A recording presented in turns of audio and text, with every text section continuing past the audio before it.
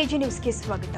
ಪಂಚಮಸಾಲಿ ಹೋರಾಟ ಮೊದಲು ಪ್ರಾರಂಭ ಮಾಡಿದ್ದು ನಾನು. ಸಂಘಟನೆ ಕಟ್ಟಿ ನಮ್ಮ ಸಮುದಾಯಕ್ಕೆ ಒಂದು ಪೀಠ ಬೇಕು ಅಂತ ನಿರ್ಧಾರ ಮಾಡಿ ಕೂಡಲ ಸಂಗಮ ಪೀಠ ಮಾಡಿದ್ದೇವೆ. ಆದ್ರೆ ಶ್ರೀಗಳು ಒಂದು ಪಕ್ಷದ ಪರ ನಿಂತಿದ್ದಾರೆ. ಬೇಕಾದ್ರೆ ಅವರು ಪೀಠವನ್ನ ಭಾರತೀಯ ಜನತಾ ಪಕ್ಷಕ್ಕೆ ಬರೆದುಕೊಡ್ಲಿ ಅಂತ ಕಾಶ್ಯಪ್ಪನವರು ಆಕ್ರೋಶ ಹೊರಹಾಕಿದ್ದಾರೆ. ಪಂಚಮಸಾಲಿ ಸಮುದಾಯಕ್ಕೆ 2A ಮೀಸಲಾತಿ ವಿಚಾರವಾಗಿ ಕೂಡಲ ಸಂಗಮ ಶ್ರೀಗಳ ನೇತೃತ್ವದಲ್ಲಿ ನಡೀತಾ ಇರುವ ಹೋರಾಟದಲ್ಲಿ ಬಿರುಕು ಮುಡಿದ್ದು ಶಾಸಕ ವಿಜಯನಂದ ಕಾಶ್ಯಪ್ಪನವರ್ ಅಪಸ್ವರ ಎತ್ತಿದ್ದಾರೆ. ಕೂಡಲ ಸಂಗಮ ಬಸವಾಜಿಯ ಮೃತ್ಯುಂಜಯ ಶ್ರೀಗಳ ನೇತೃತ್ವದಲ್ಲಿ 2A ಮೀಸಲಾತಿ ನೀಡುವಂತೆ ಆಗ್ರಹಿಸಿ ಬರುವ ಡಿಸೆಂಬರ್ 10ರ ಬೆಳಗಾವಿ ಚಳಿಗಾಲ ಅಧಿವೇಶನ ಸಂದರ್ಭದಲ್ಲಿ ನಡೆಯಲಿದ್ದ ಪ್ರತಿಭಟನೆಯಲ್ಲಿ ಬಿರುಕು ಮೂಡಿದೆ. ಹೋರಾಟ ನಡೆಸಲಿದ್ದ ಸ್ವಾಮೀಜಿ ನಡೆಗೆ ಕಾಶ್ಯಪ್ಪನವರ್ ತೀವ್ರ ಆಕ್ರೋಶ ಹೊರಹಾಕಿದ್ದಾರೆ. ಡಿಸೆಂಬರ್ 10ರಂದು ಟ್ರ್ಯಾಕ್ಟರ್ ಮೂಲಕ ಸುವರ್ಣಸೌಧ ಮುತ್ತಿಗೆ ಹಾಕುವ ಸ್ವಾಮೀಜಿ ನಿರ್ಧಾರಕ್ಕೆ ನಮ್ಮ ಬೆಂಬಲವಿಲ್ಲ ಎಂದಿದ್ದಾರೆ. ಯಾರ ಜೊತೆ ಚರ್ಚೆ ನಡೆಸದೆ ಸ್ವಾಮೀಜಿ ನಿರ್ಧಾರ ಕೈಗೊಂಡಿದ್ದಾರೆ. ಒಂದು ಪಕ್ಷದ ಪರ ನಿಂತಿದ್ದೀರಾ ಎಂದು ಪ್ರಶ್ನೆ ಮಾಡಿರುವ ಅವರು, ಶೀಘ್ರದಲ್ಲೇ ಮುಖಂಡರ ಸಭೆ ಕರೆದು ಹೋರಾಟದ ತೀರ್ಮಾನ ಮಾಡ್ತೀವಿ. ಆ ಸಭೆಗೂ ತಮಗೂ ಹಾಗೂ ಯತ್ನಾಳ್ ಅವರಿಗೆ ಆಹ್ವಾನ ಇಲ್ಲ ಎಂದು ಕಾಶ್ಯಪ್ಪನವರು ಹೇಳಿಕೆ ಕೊಟ್ಟಿದ್ದಾರೆ.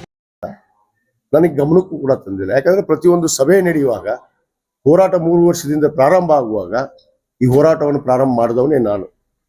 ಯಾವ ಪಕ್ಷದ ಮುಖಂಡರು ಕೂಡ ಇದ್ದಿದ್ದಿಲ್ಲ ಈ ಮಠದಲ್ಲಿ. ನಾನೇ ಇದನ್ನ ಆಯೋಜನೆಯನ್ನು ಮಾಡಿ ನಾವೇ ಪೂಜ್ಯರು ಕೂಡ್ಕೊಂಡು ಈ ಹೋರಾಟವನ್ನ ಪಾದಯಾತ್ರೆಯನ್ನ ಸಂಪೂರ್ಣ ಮುಗಿಸಿದವರು.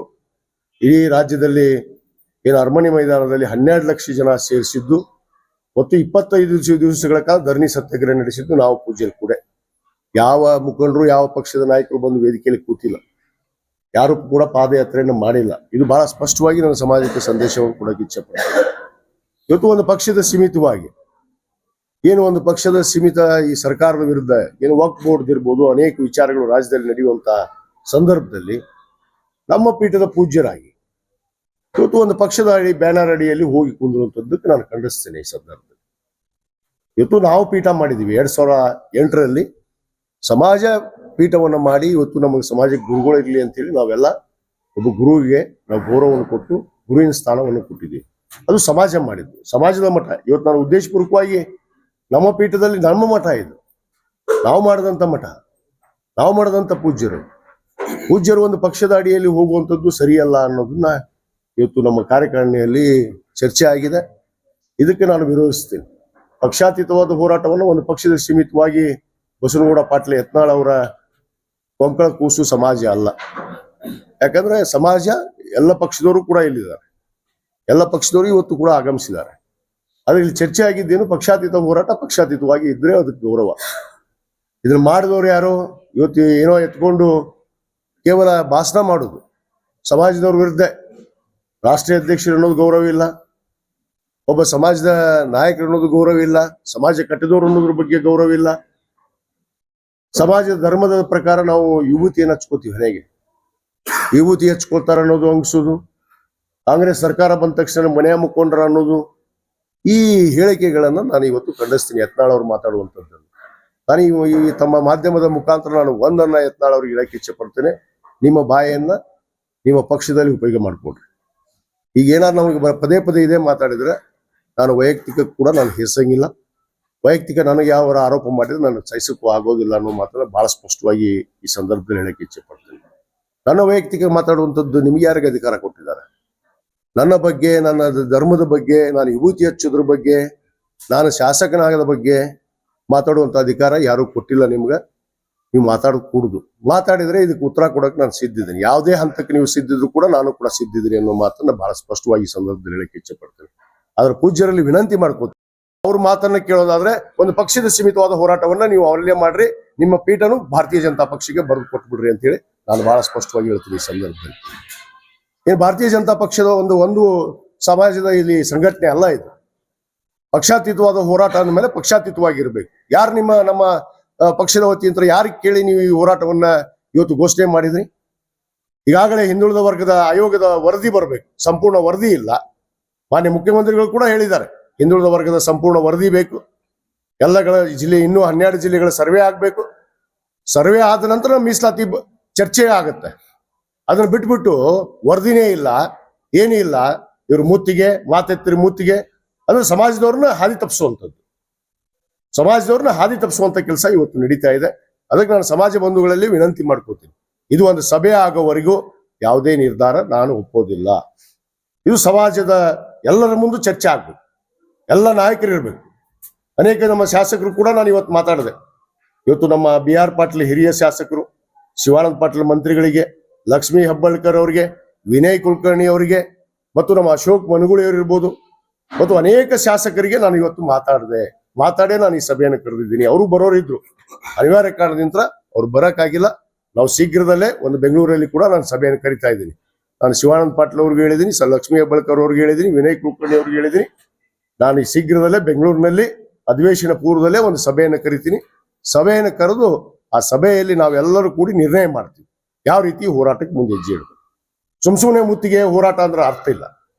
ನಮಗೆ ಹಿಂದುಳಿದ ವರ್ಗದ ಆಯೋಗದ ವರದಿನೇ ಇಲ್ಲ, ಇನ್ನೂ ತನ್ನ ಸಂಪೂರ್ಣ ವರದಿ ಇಲ್ಲ. ಹಿಂದಿನ ಸರ್ಕಾರ ಮಾಡಿದ ತಪ್ಪನ್ನು ಮತ್ತೆ ಇದೇ ಸರ್ಕಾರದಲ್ಲಿ ಮಾಡಿದ್ರೆ ನಮಗೇನು ಬರುತ್ತೆ? ಇನ್ನು ಬಸವರಾಜ ಬೊಮ್ಮಾಯಿ ಅವರು ತಾಯಿ ಮೇಲೆ ಆಣೆ ಮಾಡಲಿಲ್ಲ.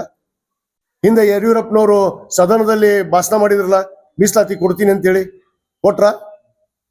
ನಾನು ಇದನ್ನ ಯತ್ನಾಳ್ ಅವ್ರಿಗೆ ಕೇಳಕ್ಕೆ ಇಚ್ಛೆ ಪಡ್ತೀನಿ. ತಾಯಿ ಮನೆ ಆಣೆ ಮಾಡೋ ಹೊತ್ನಾಗ ನಾನು ಇದ್ನಲ್ರಿ ನಿಮ್ ಜೊತೆಗೆ.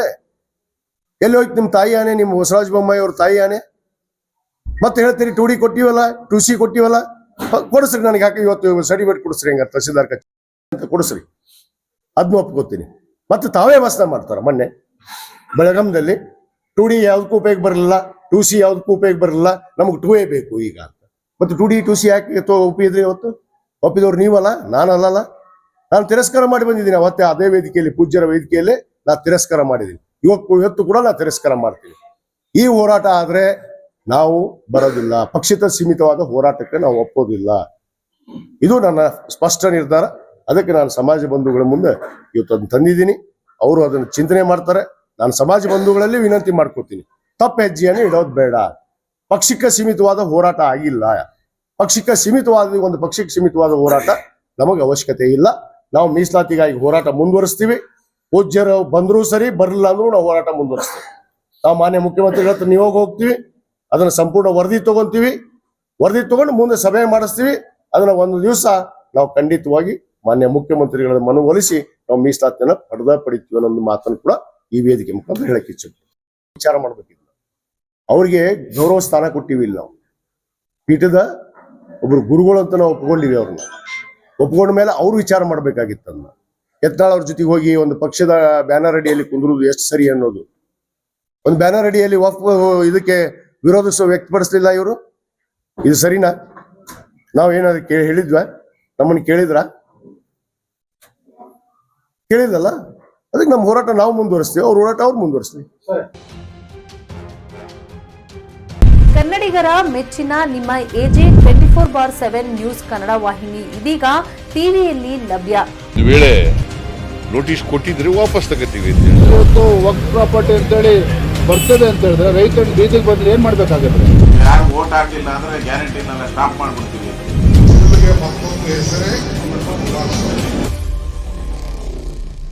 ಕರ್ನಾಟಕ ಮತ್ತು ದೇಶ ವಿದೇಶ 360 ಡಿಗ್ರಿ ಸುದ್ದಿ ಹಾಗೂ ಉತ್ತರ ಕರ್ನಾಟಕ, ಬೆಳಗಾವಿ, ಬಾಗಲಕೋಟೆ, ಧಾರವಾಡ, ಹಾವೇರಿ, ಗದಗ, ಬಿಜಾಪುರ ಜಿಲ್ಲೆಯ ಕ್ಷಣದ ವಿವರವನ್ನ ಪಡೆಯುವುದಕ್ಕೆ AJ 24/7 ನ್ಯೂಸ್ ಕನ್ನಡ ವಾಹಿನಿಯನ್ನ ಲೈಕ್ ಮಾಡಿ, ವಿಡಿಯೋಗಳನ್ನ ಶೇರ್ ಮಾಡಿ, ಕಮೆಂಟ್ ಮಾಡುವ ಮೂಲಕ ನಮ್ಮ ವಾಹಿನಿಗೆ ಸಹಕಾರ ನೀಡಿ ಮತ್ತು ಚಾನೆಲ್ ಅನ್ನ ಸಬ್ಸ್ಕ್ರೈಬ್ ಮಾಡಿ. ಧನ್ಯವಾದಗಳು.